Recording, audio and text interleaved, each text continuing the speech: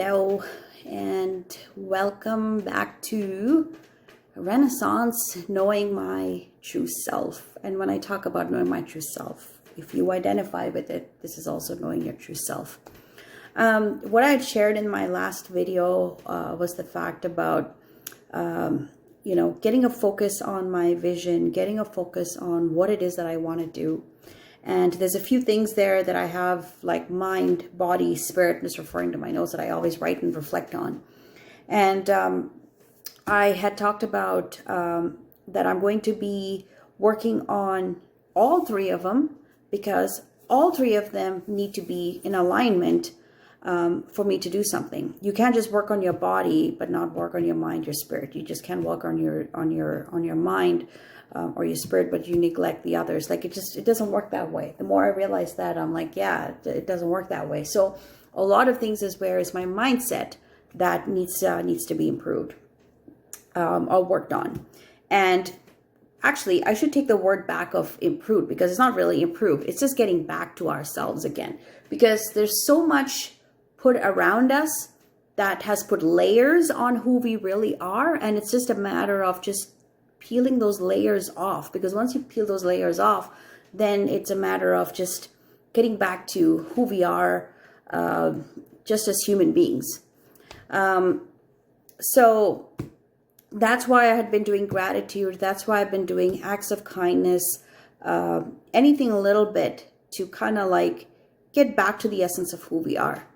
At this time and age, with this year, there's so much uncertainty going around. And we just need to kind of like get past that somehow. We have no control on what's going around us. And I don't know what's coming down the pipeline this year. I have no idea. I can't speak for it. The only thing I can do is just try to make, I shouldn't say try. I need to get out of survival mode and get into a thriving mode, an abundance mode. And it doesn't come with money. It doesn't come with anything on the outside. It all comes from inside. So I was reading this book, Becoming Supernatural by Joe Dispenza. There was a few realizations that hit on me this past week. And one of them was basically the fact that I kind of felt more like I was falling into a pattern. I don't need to describe the pattern. It was just a negative pattern, which was affecting things around me, people around me, etc. And, and I just kind of wondered, this is what my life is going to be like? Am I just going to continue that? And I just kind of like lived and relived myself in that pattern, talked to everybody I could about it, just because it was eating me up. But then this book gave me exactly the answer, and I realized what it is that I was doing wrong. And basically what I had realized was that when you are conscious always like in the past going through, what happens is when you're reliving memories all the time, what happens is it says your body does not know the difference between the original event that created the stress response, because anything negative causes stress to yourself, and the memory of the event, which creates the same emotions as the real life experience over and over again. So when we relive something that has happened to us negative, when we keep talking about it, what happens is our body does not realize the difference between, okay, now this is a memory. It didn't happen. It might have happened like a week ago, a month ago, a few years ago even. But this is just, but now you're reliving it. And so it's like your body's reliving the whole event as if it's happening again and again. And what happens is it produces a certain chemistry in your body, and that affects your emotions, that affects your being. And just realizing that, I was like, wow, okay, there's my problem right there, is going back into the negative and reliving that experience, which is causing me more stress instead of any kind of relief.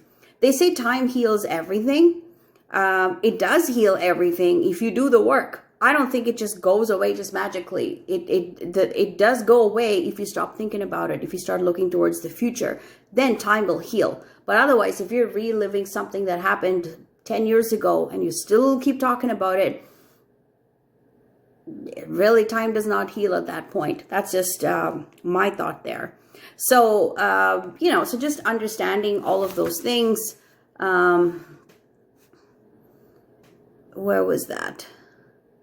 It's kind of like saying that we create a memory and the experience becomes imprinted in the neural circuitry and the emotions stored in the body. And that's how our past becomes our biology. So basically, that's what ends up defining us.